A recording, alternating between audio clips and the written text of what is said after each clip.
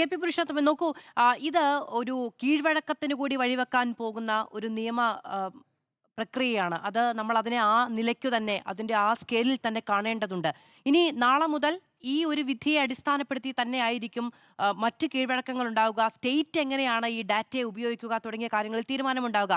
ഇത് ഒരു സംഘടനാ സംവിധാനം ഉപയോഗിച്ച്, സമ്മർദ്ദ ശക്തി എന്ന് ഉപയോഗിച്ച് നിയന്ത്രിക്കാൻ കഴിയുന്നതിനപ്പുറത്തേക്ക് വലിയ മാനങ്ങളുള്ള ഒരു നിയമപ്രക്രിയയാണ്. ഒരു സർക്കാരിൻ്റെ നടപടിയുടെ ഏറ്റവും പരമപ്രധാനമായ ഒരു തത്വം എന്ന് പറയുന്നത് സുതാര്യതയാണ്. നമ്മൾ ആവശ്യപ്പെടുന്നത് നമ്മുടെ വ്യക്തിഗത വിവരങ്ങൾ ഉൾക്കൊള്ള സ്പാർക്കിലേക്ക് ആക്സസ് ചെയ്തത് ആരാണ്, ഏത് ഏജൻസിയാണ്, അത് വിശദീകരിക്കാനുള്ള ബാധ്യത ഈ സർക്കാരിനുണ്ട്. നമ്മുടെ വ്യക്തിഗത വിവരങ്ങളാണ് ചോർന്നു പോയിരിക്കുന്നത്. എനിക്ക് ബലമായ സംശയം വസീഫ് പറയുന്നത് പോലെയല്ല, ഇതൊരു സ്വകാര്യ ഏജൻസി ഇതിൽ ഉൾപ്പെട്ടിട്ടുണ്ടോ എന്ന് എനിക്ക് ബലമായ സംശയമുണ്ട്. അതിന് കാരണം ഈ മാസം 11-ാം തീയതി സർക്കാർ ഒരു ഉത്തരവ് പുറപ്പെടുവിച്ചിട്ടുണ്ട്.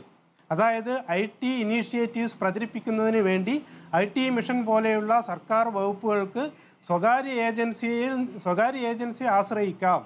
അപ്പോൾ ആ ഉത്തരവിൻ്റെ മറ പിടിച്ചാണ് ഇത്തരത്തിലുള്ള ഡാറ്റ ആക്സസ് നടത്തുന്നതും മെസ്സേജ് അയക്കുന്നതും ഇലക്ഷൻ ക്യാമ്പയിൻ നടത്തുന്നതും എന്ന് ബലമായി സംശയിക്കുന്നു. അത്തരത്തിൽ ഒരു ഇത് സംബന്ധിച്ച് ഗവൺമെൻറ്റാണ് വിശദീകരിക്കേണ്ടത്. ഗവൺമെൻറ്റിൻ്റെ ഈ പ്രവൃത്തി സുതാര്യമാണോ, ഏത് ഏജൻസിയാണ് ഇത്?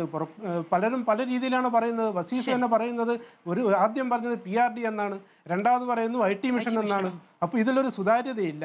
അത് സർക്കാരിൻ്റെ ബാധ്യതയാണ്. ഇതാരാണ് നമ്മുടെ ഈ വ്യക്തിഗത വിവരങ്ങൾ ആക്സസ് ചെയ്ത് എന്ന് വ്യക്തമാക്കാനുള്ള ബാധ്യത സർക്കാരിനുണ്ട്.